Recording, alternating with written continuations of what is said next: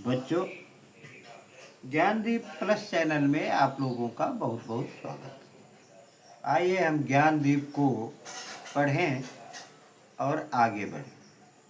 इसमें आप लोगों को बिल्कुल मोस्ट इम्पॉर्टेंट ही पढ़ाए जा रहे हैं। देखिए, गीत का अगला पद्यांश है, पंथ होने दो अपरिचित, प्राण रहने दो अकेला, घेर ले छाया अमावन, आज कज्जल अश्रुओं से। रिम झिमा ले यह घिरा घन, और होंगे नयन सूखे, तिल बुझे और पलक रूखे, आर्द्र चितवन में यहाँ सत विद्युतों में दीप खेला, सत विद्युतों में दीप खेला, अन्य होंगे चरण हारे। और है जो लौटते दे सूल की संकल्प सारे, दुखती निर्माण उन्माद, यह अमरता नापते पद, बांध देंगे अंक संस्कृत से, तिमिर में स्वर्ण बेला। इसकी एक लाइन जो है, बांध देंगे अंक संस्कृत से, तिमिर में स्वर्ण बेला, यह रेखांकित किया गया है। बच्चों, चलो इसका हम संदर्भ देखते हैं। प्रस्तुत पद्यांश हमारी पाठ्य पुस्तक सामान्य हिंदी के गीत नंबर 2 से संकलित है। महादेवी वर्मा द्वारा रचित है, जो इनके प्रमुख काव्य संग्रह दीप शिखा से लिया गया है। दीप शिखा इन्होंने ही लिखा है ना। तो इसका प्रसंग देखिए। प्रसंग में हम देखते क्या है, प्रस्तुत पद्यांश में महादेवी वर्मा ने साधना के अपरिचित पथ की कठिनाइयों का वर्णन किया है। साथ ही कवित्री ने प्रिय के पथ के अपरिचित और अनेक प्रकार के कष्टों से भरे होने के पश्चात भी निरंतर आगे बढ़ते रहने का दृढ़ संकल्प किया।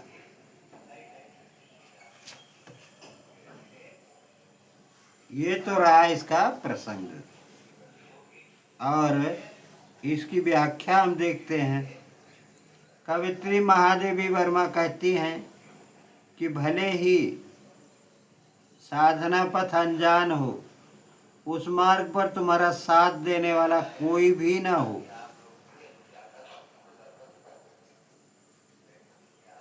तब भी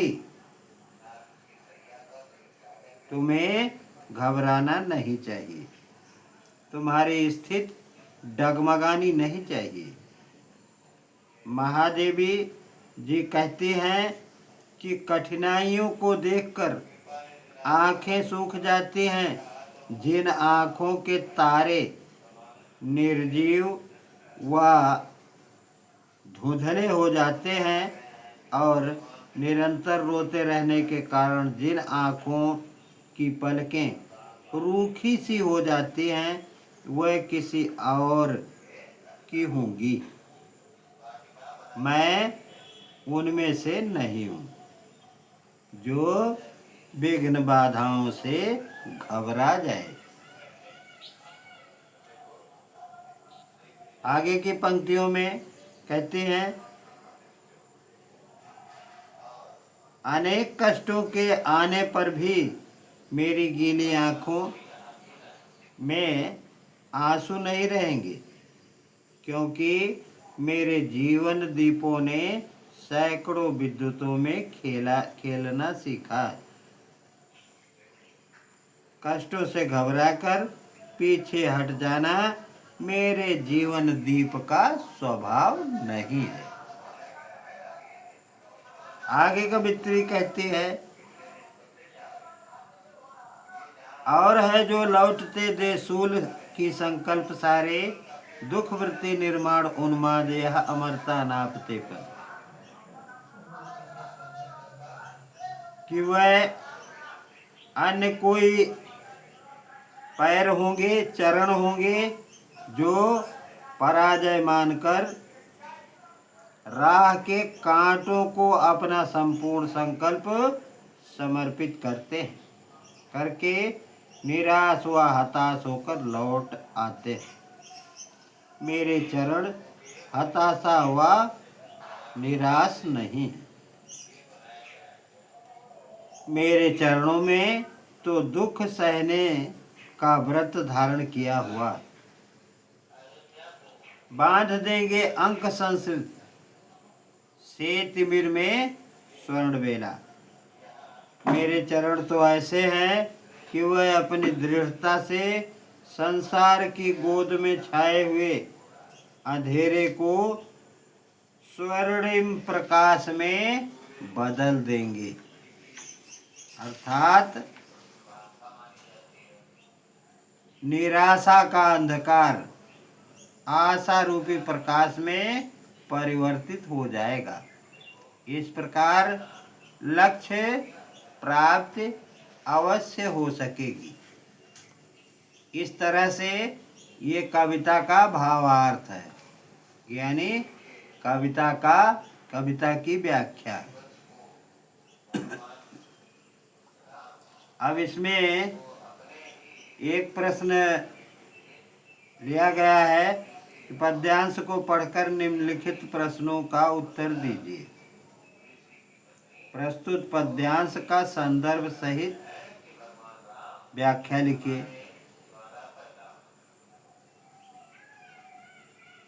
तो इसकी व्याख्या तो हमने आपको पद्यांश का संदर्भ लिखना है। संदर्भ हमने बताया कि प्रस्तुत पद्यांश हमारी पाठ्य पुस्तक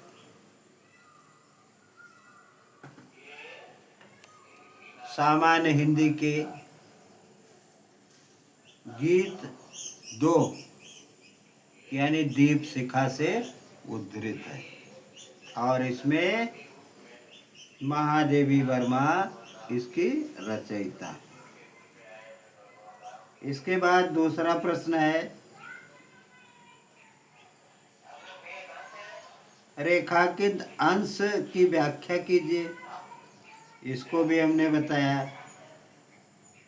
कि हमारे चरण जो हैं वह ऐसे हैं कि वह अपनी दृढ़ता से संसार के गोद में छाए हुए अंधेरे को स्वर्णिम प्रकाश में बदल देंगे, अर्थात निराशा का अंधकार आशा रूपी प्रकाश में परिवर्तित हो जाएगा। इस प्रकार लक्ष्य प्राप्ति हो सके। अगला प्रश्न है, महादेवी वर्मा के जीवन दीप का स्वभाव कैसा नहीं है। महादेवी वर्मा के जीवन रूपी दीप का स्वभाव कष्टों व कठिनाइयों से घबराकर साधना के रास्ते को छोड़कर पीछे हट नहीं जाना है, क्योंकि उनके जीवन रूपी दीप से सैकड़ों विद्युतों रूपी कठिनाइयों को झेलते हुए आगे बढ़ना सीखा। आज कज्जल आंसुओं में रिमझिम ले ये घिरा घन, और होंगे नयन सूखे। पंक्ति का भावार्थ स्पष्ट कीजिए। यह पंक्ति जो है इसका भावार्थ लिखना है।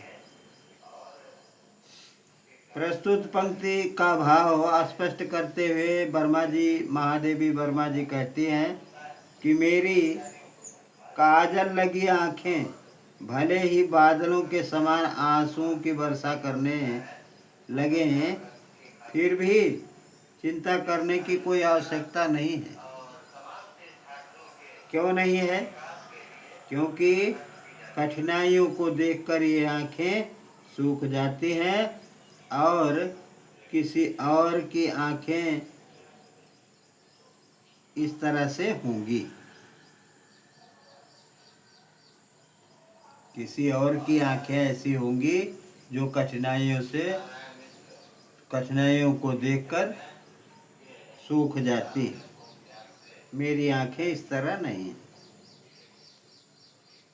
एक प्रश्न और है जो लौटते देसूल की संकल्प सारे पंक्ति में कौन सा अलंकार है? तो और है जो लौटते देसूल संकल्प सारे पंक्ति में सावर्ण की आवृत्ति बार बार हुई है, इसलिए इसमें अनुप्रास अलंकार है। बच्चों, हम इसे पढ़ें और याद करें, चैनल को सब्सक्राइब करें। धन्यवाद।